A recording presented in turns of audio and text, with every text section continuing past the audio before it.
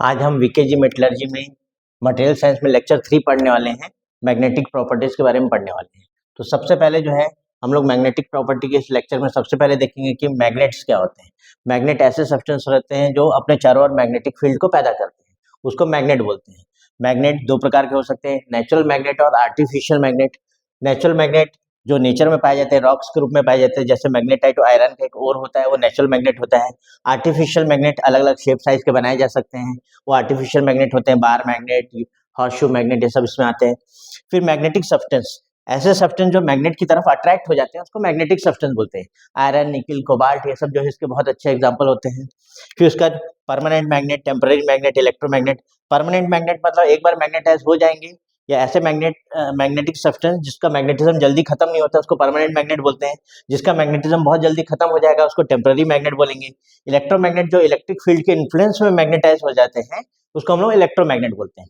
अब किसी भी मैग्नेट में दो पॉइंट होते हैं जहाँ पे मैग्नेटिक फील्ड का इंटेंसिटी सबसे ज्यादा होता है या मैग्नेटिक फोर्स सबसे ज्यादा होता है, उसको हम लोग मैग्नेट के पोल बोलते हैं। मैग्नेट में दो पोल होते हैं, नॉर्थ पोल और साउथ पोल।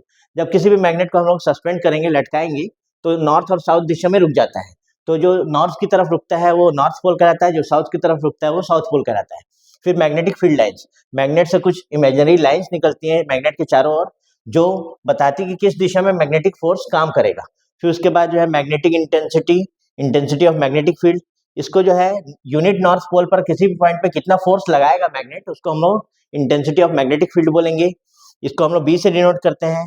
इसका एसआई यूनिट टेस्ला होता है और सीजीएस यूनिट गॉस होता है। एक गॉस में 10⁻⁻⁴ टेस्ला होता है।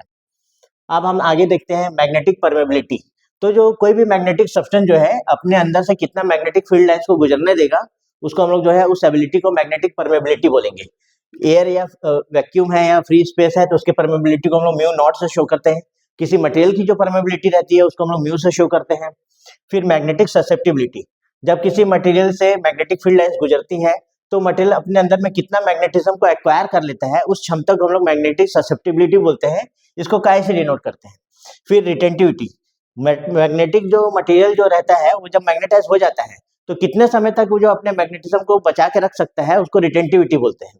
फिर कोर्सिविटी, मैग्नेटिक मटेरियल जो रहता है जब उसमें डीमैग्नेटाइजिंग फोर्स लगता है तो उसके प्रति कितना उसका रेजिस्टेंस है, उसको हम लोग कोर्सिविटी बोलेंगे। इसको सिंपल शब्दों में जिद्दीपन भी बोल सकते हैं।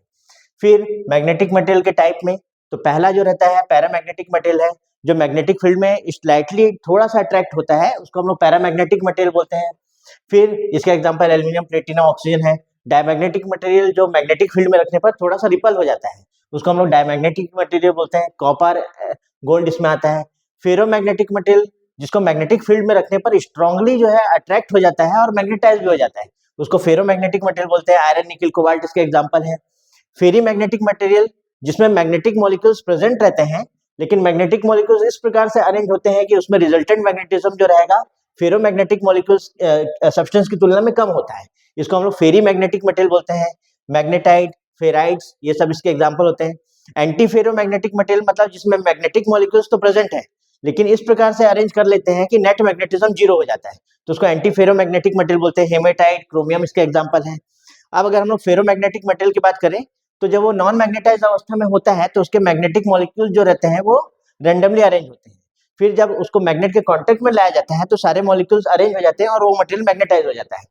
और फेरी मैग्नेटिक मटेरियल रहेगा, उसमें जो मैग्नेटिक मॉलिक्यूल इस प्रकार से अरेंज होते हैं, कुछ पैरेलल और कुछ एंटी पैरेलल हो जाते हैं कि रिजल्टेंट मैग्नेटिज्म कम हो जाता है थोड़ा सा। फिर उसका जो एंटी फेरोमैग्नेटिक मटेरियल जिसमें जो मॉलिक्यूल जो रहते हैं इस प्रकार से अरेंज होते हैं कि नेट मैग्नेटिक मोमेंट जो रहता है वो जीरो हो जाता है। अब इसके बाद सॉफ्ट मैग्नेटिक मटेरियल, ऐसे मटेरियल जो बहुत आसानी से मैग्नेटाइज हो जाते हैं और डीमैग्नेटाइज हो जाते हैं, उसको सॉफ्ट मैग्नेटिक मटेरियल बोलते हैं। इंगट का आयरन है, सिलिकॉन स्टील है जिसका ट्रांसफार्मर वगैरह में करते हैं, वो सब इसके एग्जांपल होते हैं। हार्ड मैग्नेटिक मटेरियल मतलब जो एक बार मैग्नेटाइज हो जाएंगे तो बहुत स्ट्रांगली मैग्नेटाइज रहते हैं और बहुत लंबे समय तक मैग्नेटाइज रहते हैं या परमानेंट मैग्नेट के काम में आते हैं। एल्निको जिसका हम लोग डोर मैग्नेट वगैरह में यूज करते हैं, वो सब इसके एग्जांपल है। हाइपरनिक इसके एग्जांपल है। इस तरह आज हमने मैग्नेटिक प्रॉपर्टी के बारे में पढ़ा है। इससे हमको मैग्नेटिक प्रॉपर्टी के बारे में क्विक रिवीजन हो जाएगा।